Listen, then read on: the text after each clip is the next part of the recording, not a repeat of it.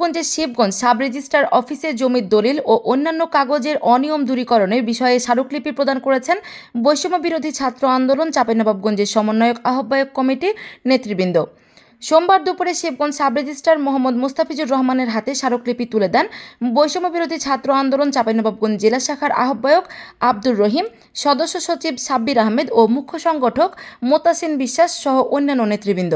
স্মারকলিপিতে উল্লেখ করেন, জমি রেজিস্ট্রেশন ও অন্যান্য কাজ সম্পন্ন করার জন্য কী কী কাগজ ও ফর্ম লাগবে তা সাব রেজিস্ট্রার অফিসে স্টকে থাকবে এবং প্রতিটা কাগজের ও ফর্মের মূল্য তালিকা সাব রেজিস্ট্রার অফিসের প্রতিটা রুমের ও বাইরে টাঙিয়ে রাখবে।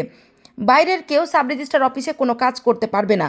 জমি রেজিস্ট্রেশন ও জমির অন্যান্য কাজ সংক্রান্ত বিষয়গুলো সাব রেজিস্ট্রার ও উপজেলা নির্বাহী অফিসের কর্মকর্তা ও কর্মচারীরাই করবে।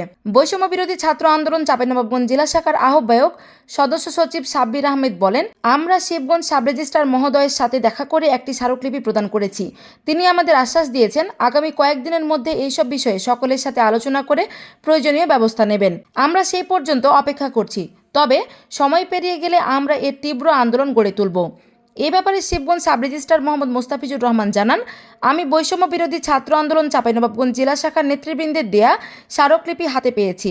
স্মারকলিপি পর্যালোচনা করে এবং বৈষম্য বিরোধী ছাত্র আন্দোলন নেতা ও মিডিয়া সহ আমার অফিস আওতাধীন সকলের সাথে প্রকাশ্যে আলোচনায় সব সমাধান করা হবে বলে জানান।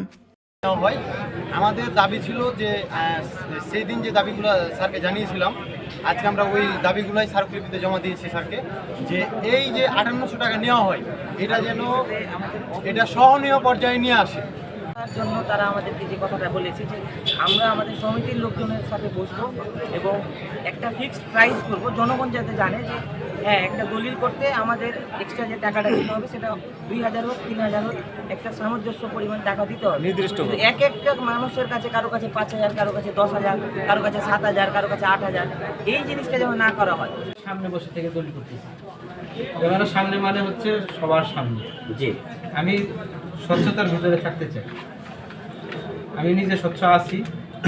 এরপরে যদি আপনার মনে হয় কিছু যদি থাকে, কিছু আপনার কাছে তথ্য আসে, অবশ্যই আমার কাছে শেয়ার করতে বা অভিযোগ দেবেন। আমার অভিযোগ বাক্স দেওয়া আছে।